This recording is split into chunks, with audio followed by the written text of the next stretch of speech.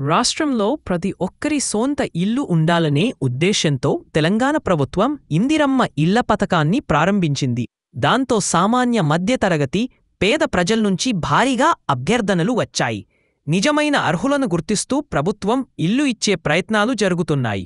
పూర్తి వివరాలు ఈ స్టోరీలో తెలుసుకుందాం. తెలంగాణ రాష్ట్రంలో ప్రతిష్ఠాత్మకంగా కొనసాగుతున్న ఇందిరమ్మ ఇళ్ల పథకానికి సంబంధించి రెండో విడత లబ్ధిదారుల ఎంపిక ముగిసింది. మే 12వ తేదీ నుంచి ఎంపికైన లబ్ధిదారులకు మంత్రులు స్వయంగా ఇళ్ల మంజూరు పత్రాలు అందించన్నారు. రెండో దశలో రాష్ట్రవ్యాప్తంగా సుమారు 2,05,000 మందిని లబ్ధిదారులుగా ఎంపిక చేసినట్లు అధికార వర్గాలు తెలిపారు. తదుపరి మొదటి దశలో ప్రతి మండలంలో ఒక గ్రామాన్ని ఎంచుకుని 71,000 మందికి ఇళ్ల మంజూరైన విషయం బిలేమే. అప్పట్లో బేస్మెంట్ నిర్మాణం పూర్తి చేసిన లబ్ధిదారుల ఖాతాల్లో ప్రభుత్వ నిధులు ప్రతి సోమవారం జమ అవుతున్నాయి. ఈ పథకం కింద ప్రభుత్వం ప్రతి ఇంటికి 5 లక్షలు మంజూరు చేస్తోంది. అయితే దీనికి కొన్ని కీలక నియమాలు ఉన్నాయి.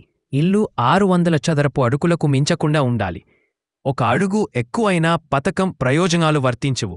మొదటి దశలో ఇళ్ల నిర్మాణం మొదలుపెట్టిన లబ్ధిదారులు ప్రస్తుతం సిమెంట్ ధరల పెరుగుదలతో ఇబ్బందులు ఎదుర్కొంటున్నారు.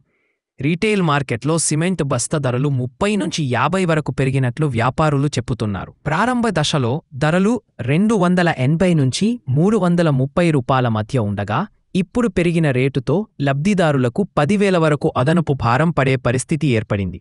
ఇక రెండో విడతలో ఎంపికైన లబ్ధిదారులకు ఇది శుభవార్త. ఇప్పుడు పెరిగిన రేటుతో లబ్ధిదారులకు ఇది శుభవార్త పడేందుకు దేశం పక్కనబెట్టుకునేవాడు. ఆయా నియోజకవర్గాల్లో అధికారులు పకడ్బందీ ఏర్పాట్లు చేస్తున్నారు. అయితే గ్రామాల్లో ఇంకా చాలామంది నిరుపేదలు తమకు ఇల్లు మంజూరు కాలేదంటూ ఆందోళన వ్యక్తం చేస్తున్నారు. ప్రభుత్వం పారదర్శకంగా ఎంపిక ప్రక్రియ జరిపింది అని చెప్పుతున్నప్పటికీ స్థానికంగా నిరసనలు, అభ్యర్థనలు కొనసాగుతున్నాయి.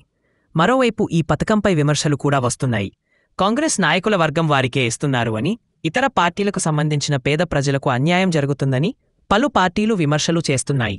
అయితే ఇందులో నాయకులు ఆక్రమాలు కూడా చేస్తున్నట్లు ప్రజలు చెప్పుతున్నారు. నిజమైన అర్హులను గుర్తించి పథకం అందించినప్పుడే ఆ పథకం విజయవంతమవుతుంది.